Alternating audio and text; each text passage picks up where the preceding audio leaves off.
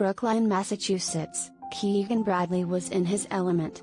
He was in a place he had always dreamed of being since he was a sports junkie kid growing up in Vermont.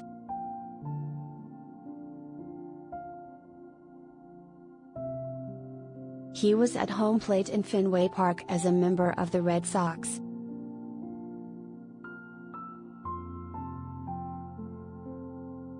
He was on the parquet floor at Boston Garden playing for the Celtics.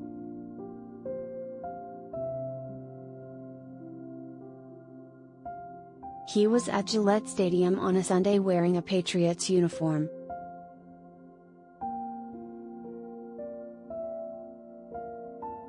Bradley was in all of those places at once as he walked down the 18th fairway at the country club late Saturday afternoon, about to close out his third round of the US Open with the crowds cramming the ropes around the green chanting, "Keegan, Keegan, Keegan."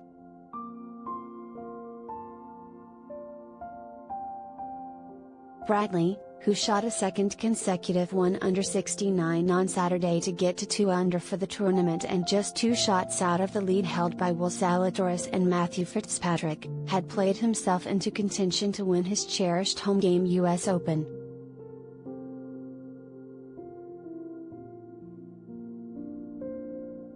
Shortly after he finished playing, the echoes of those "Keegan, Keegan, Keegan" chants were still ringing, like beautiful music, in his ears.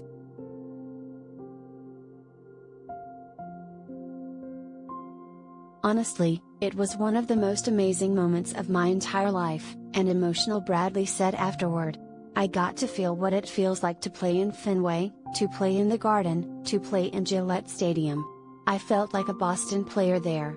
That was a moment I'll never forget the rest of my life, and I appreciate the fans giving me that, and I hope to have them cheer again, Sunday."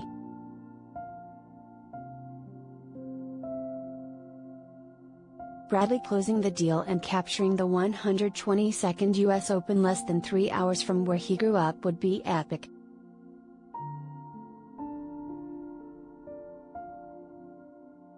"As a kid, I dreamed of playing in front of Boston fans and being a Patriot or being in the Garden," Bradley said. "Most of the time I'm playing across the world or the country, and I'm by myself. Out here today, felt like I was in a home game, which is something that as a kid, it's a dream."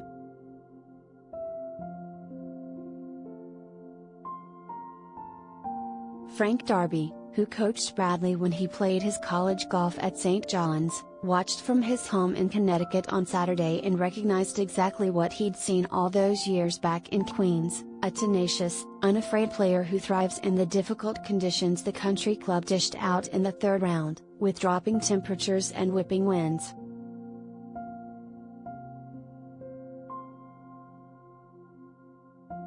"He's a sports junkie, he feeds off all that stuff," Darby told the Post over the phone. "He's not afraid. He's passionate about everything. The one thing that's helped him is these great players he's been around. Tom Brady, he's around Michael Jordan, he's around Jack Nicklaus, lives in Nicklaus Club, in Florida. He feeds off all these great players, because he wants to be like them."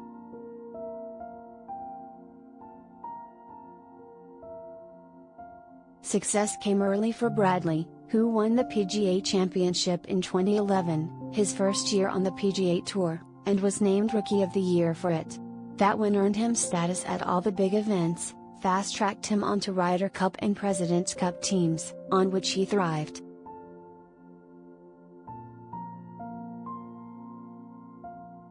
Then the grueling mind-bend of golf and life took hold of him for several years and his game went lost in the wilderness. Suddenly, Bradley was no longer automatically in the majors and red-carpeted into the team event.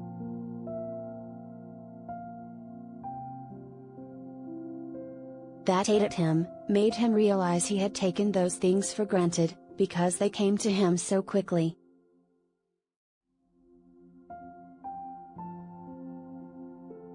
From 2012 to 2018, he played 165 tournaments without a win until ending the drought with a win at the BMW Championship.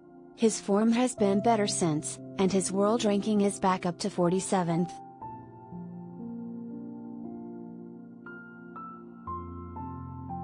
It's possible the pressure Bradley put on himself to simply get into the field for this US Open was greater than it has been these past 3 days while he actually has been playing in the tournament.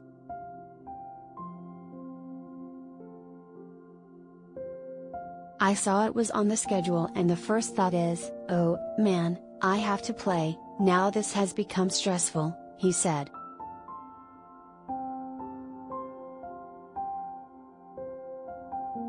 When he bogeyed numbers 2, 3 and 6 Saturday, Bradley's dream of winning his home US Open was slipping away. He was 3 over and Scottie Scheffler, the world number 1, had gotten to 6 under and was looking ready to run away.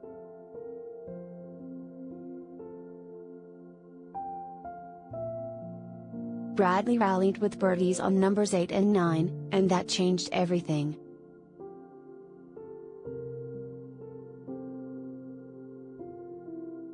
I made this putt on 9 and crowd went wild, he said.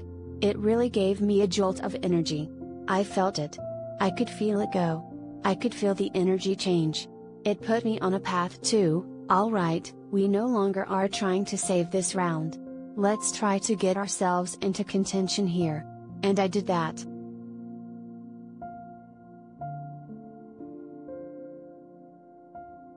Now what?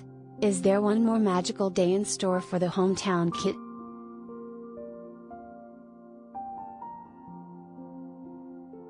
Tomorrow is going to be a tough day, Bradley said.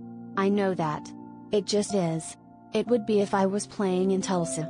But playing here, it's going to be intense, but I've had this weird sense of calm over me this week. I don't know if that will be here tomorrow or not.